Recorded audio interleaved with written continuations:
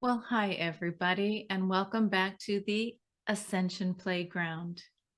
Well, I don't know about you, but the energetics on the planet right now are pretty strong. You can feel it in the waking time, but also in dream time. It's fascinating when you start looking at the galactic and tracking lunar activity, eclipses. It's just learning how to be part of the planet as we shift into this new age of Aquarius. Some of you who have been tracking and following the Ascension Playground, you know how much I love going galactic. Well, there is a little YouTube little video that I created to share with you in case you hadn't seen it, that as we're moving from the age of Pisces and then moving towards the age of Aquarius, you know, whichever star is holding the 0 degrees Aries point. 0 degrees Aries means as you start the zodiacal wheel in astrology, it's the very beginning. 0 degrees Aries. And who is sitting there in the heavens right now? There's a star in the constellation called Pegasus. Yes, it's a fixed star. It's a beautiful star. It's spelled Scheat. Shiat. Anyway, the beautiful thing is, what if we agree that instead of the age of Pisces or this age of Aquarius, that instead we're sitting in this beautiful time period of the age of Pegasus? I want to give a shout out to Jamie at Astrology King. When I was doing my research and trying to figure out a little bit more about who's up in the heavens and whose stories belong to whom, this is where I found that beautiful fixed star at 0 degrees Aries in that neighborhood. So then concurrently that same week, I heard Pam Gregory talk about the idea of the 0 degrees Aries point. So whatever age we're in, you can feel the potency of this amazing moment in time. You know, when in 2012, if you were like me, we were like waiting for the big shift. That's with an F, shift. It was the shift of ages. But you know, sometimes when you're living in the age, it's hard to see it when you're in it, in the soup of it. So it takes a while. So that was 10 years ago already. 10 years have flown by. So in the chat box, what were you doing in 2012, especially on 12/12/2012 and 12/21/2012? Were you like me, perched up, waiting to receive the download? You know, but here we are coming back 10 years later, 2022, and now in this beautiful age of Pegasus. It's so fascinating to me. You know, when we think about ourselves and the stories that we choose to carry and the belief system that we received oftentimes from our ancestors, our parents, our grandparents, even if you grew up saying, I'm not going to be like them, there's a deep rooted value system in most cases where it's not even conscious. But here I am showing up on the Ascension Playground, ready to play with you and say, you know what? Try going outside tonight and just looking up at the heavens. Just take a good look. You don't need to know the names of the stars. You don't even need to know what lunar phase we're in. Just take a peek. Go look outside. There's something that happens when the stars twinkle back at you, or you're looking up there going, oh my gosh, was that a shooting star? Or sometimes we look up there and we go, is that a star or is that a satellite? It doesn't matter. For me, it's this idea of the engagement of our heavens. And there's something that I wanted to talk to you about. This idea of how we navigate within our own narrative. Okay, I think everything's up. I think this idea of, let's say, cultural, nationality, It's based on geography. It just feels to me that with the advent of the World Wide Web and social media, that now we can see those who we didn't know before. We can see the people maybe we were afraid of and find out when we look in their eyes, sense their soul, and feel a heart that they're a lot like us. Most mothers want the same thing. That is a broad generalization, but I'm going to just say most mothers, it's in the code of wanting to nurture, wanting to feed our children, wanting to protect and clothe and shelter. So these are the very basic human qualities that connect us on Earth. Now, when we look up at the heavens and we're starting to learn star stories of the galactic, the stars in the heavens have always been there. We just have been busy not looking up, being in our cubicles, or even if we've studied astrology, we're just looking at the paper, a two-dimensional surface, and it's beautiful, right? But it's a launching place. That astrology chart for your natal birth moment. For me as a painter, it's a cosmic portrait, yes. But if you want to feel into the energy of the heavens and understand your place, imagine taking your astrology wheel and putting it right here at your heart chakra and just vibrating and sending love to yourself in that portrait. And then connecting it to the matrices in the cosmos. Imagine if you sent out this beautiful heart call and then waited and listened and noted your dreams.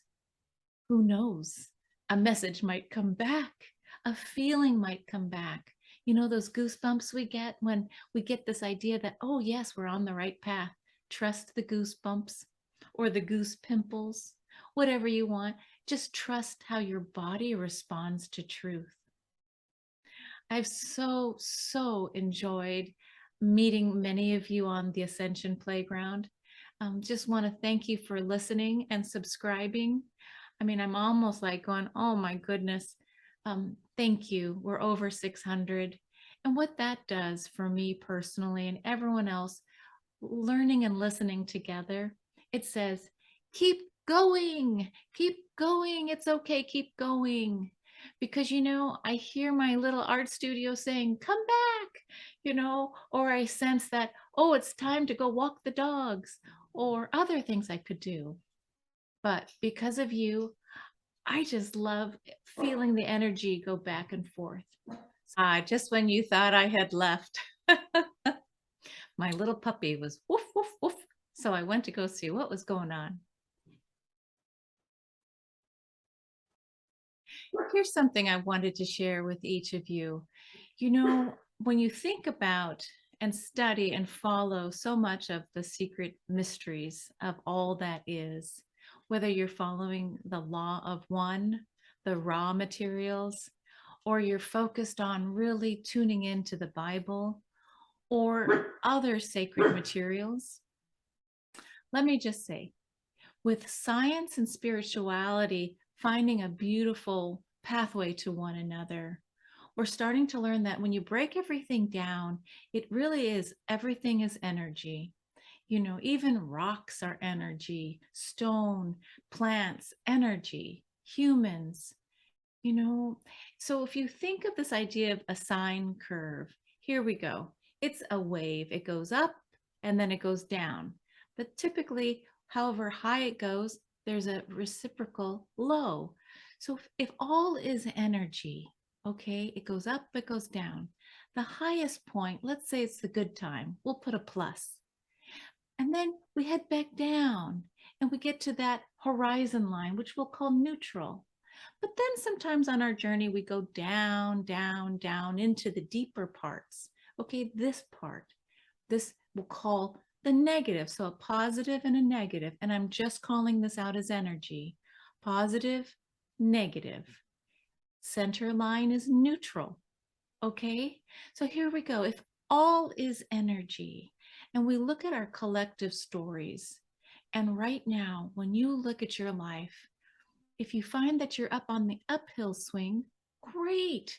But you know that roller coaster, it's going to go down, down, down. And that's all right because you just anticipate it. Were you ever a Girl Scout or a Boy Scout? For us here in America, this idea of always being prepared, this is what being prepared and being a Girl Scout, I had my little sash. So expect when the good times are good, wonderful.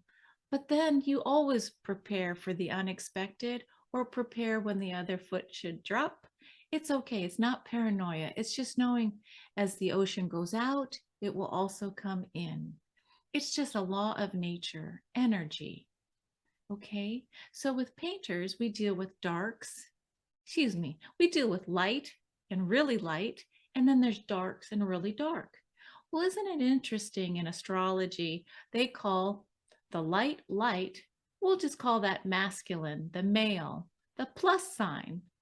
Okay. And then on the receptive side, it makes a little bit of a U. It's a container. So the wave goes up, it asserts itself, Aries, and then the sign comes down, it holds a vessel, Pisces, the ocean.